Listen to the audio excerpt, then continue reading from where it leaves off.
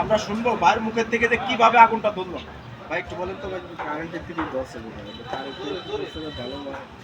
আসলে রাত 1টার সময় ধরছে, তো সবাই বাসায় ঘুমাইছিল। না না, একটা নাই, 12:30 1টা, ওই তো 12:30 1টা। কারণ এই যে ক্ষতি হয়েছে, এই ক্ষতির মূল্য আমরা কেউ দিতে পারবো না। তারপরেও অনেক সুহৃদয়বান ব্যক্তি ভিডিওটা দেখবেন।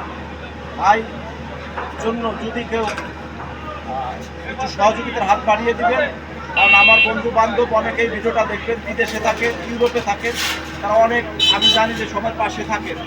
আপনারা দয়া করে আমার গোয়েন্দার বাজার আমার পাশের ব্যবসায়ী, আমি একজন ব্যবসা ছোটোকালে থেকে করতে করতে ধীরে ধীরে মানুষ করে, সেই ভাইও তাই করছে। এত বড় একটা দুর্ঘটনা, আল্লাহর মায়ের দুনিয়ার ভাই। আমরা যারা আছি সবাই যদি একটু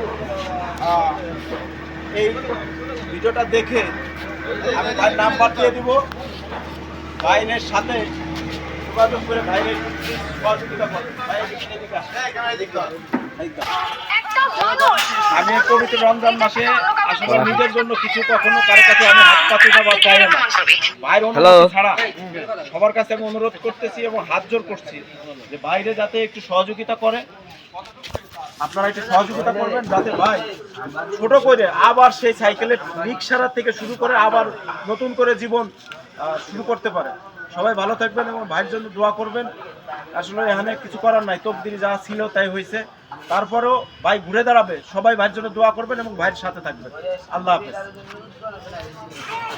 বিসমিল্লাহির রহমানির রহিম। আসসালামু আলাইকুম।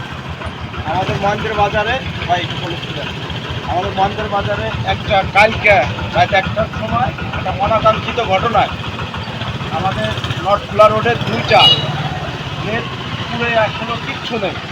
আমি জানতাম যে দুহা লক্ষণ নাকি পড়ে না, বাড়ির উপরে দুহা লক্ষণ নাকি পড়ে না। দেখলাম যে না, আগুন কাউকে ছাড় দেয় না।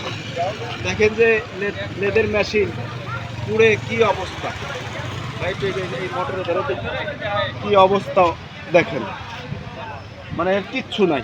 এই দোকানের এই যে দেখেন যে আর একবারে কিছু নাই। এই জন্য আমরা প্রত্যেকটা লোকে আগুন থেকে সাবধান থাকি।